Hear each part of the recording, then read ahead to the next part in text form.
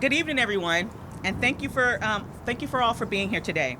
My name is Natasha Thomas, and I proudly serve as the Area Executive Director for Mothers Against Drunk Driving here in the Bay Area. I want to begin by acknowledging and sincerely thanking all of our partners who stand with us today: the Dublin Police Services, the Alameda County Sheriff's Office, the Alameda County District Attorney's Office, the California Highway Patrol and California Highway Patrol Dublin area, and the City of Dublin.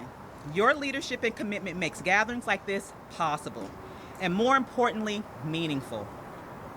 We are here for a very clear purpose: to bring awareness to the dangers of impaired driving during the holiday season, one of the deadliest times of the year on our roadways. As families gather, celebrate, and travel, we unfortunately see impaired driving crashes rise between the months of November and January across the state of California. These aren't just numbers. These are preventable tragedies that devastate lives, families, and entire communities.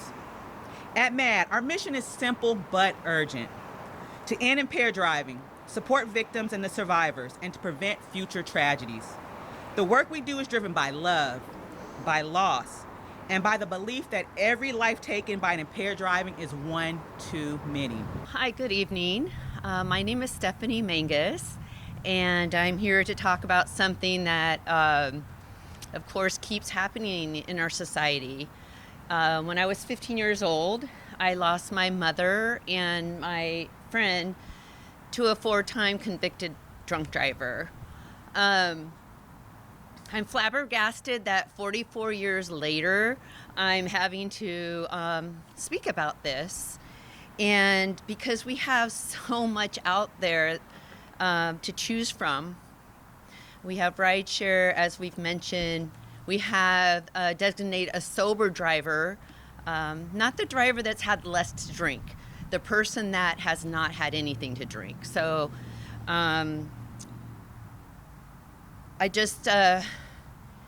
know a lot of time has passed, but one never really gets over losing a person to an impaired driver, especially when we're constantly reminded in the news.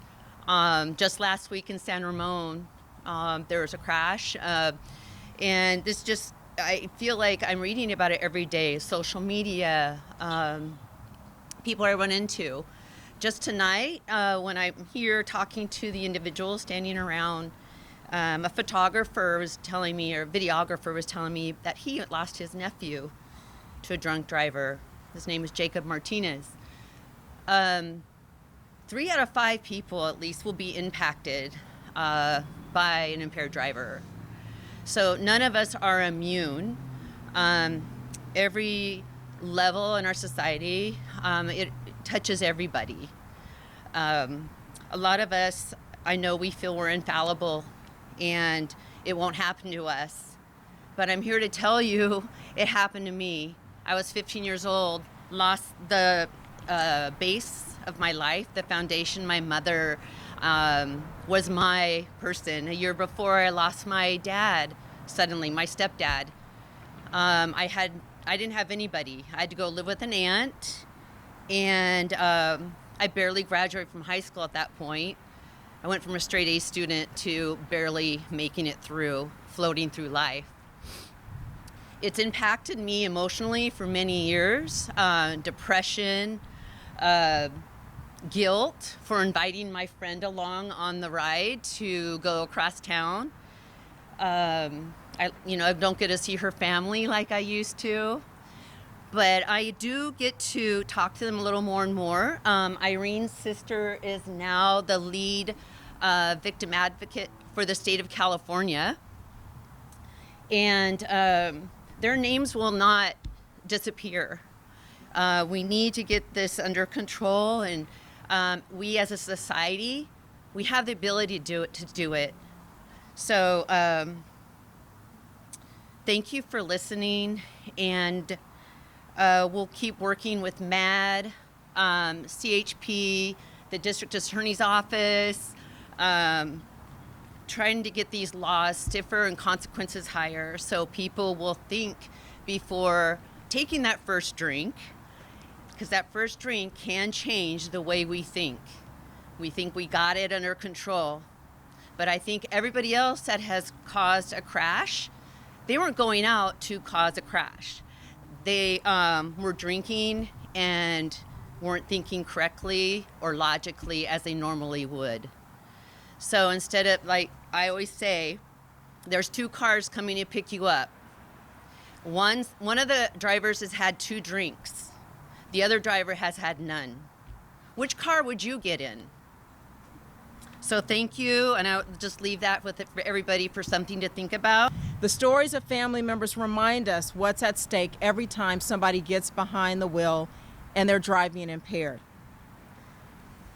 Our county has seen an increase in felony vehicular manslaughters year over year from 2022 through 2024.